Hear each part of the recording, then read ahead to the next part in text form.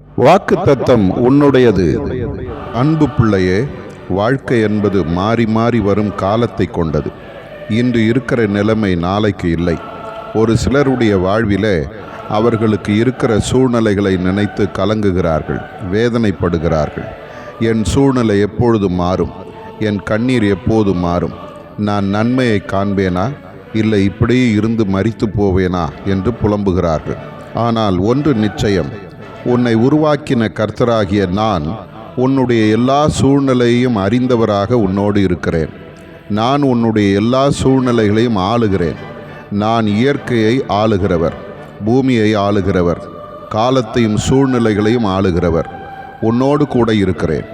நீ உன்னுடைய எல்லா சூழ்நிலையையும் என்னுடைய சமூகத்தில் அறிக்கையிட்டு என் பாதத்தில் காத்திருப்பாயானால் எல்லாவற்றையும் நான் மாற்றுவேன். நான் உன் ஜெபத்தை கேட்கிற தேவன். இஸ்ரவேல் ஜனங்கள் என்னை நோக்கி கூப்பிட்ட போது அவர்களை அடிமைத்தனத்திலிருந்து விடுதலையாக்கினவர் நான்தான். அந்நாள் என்னை நோக்கி கூப்பிட்ட போது அவளுடைய வாழ்விலே பிள்ளையை கொடுத்து அவளை ஆசீர்வதித்தவர் நான்தான். அதே ஆண்டவர் உன்னோடு கூட இருக்கிறேன். நான் உன்னை ஆசீர்வதிப்பேன்.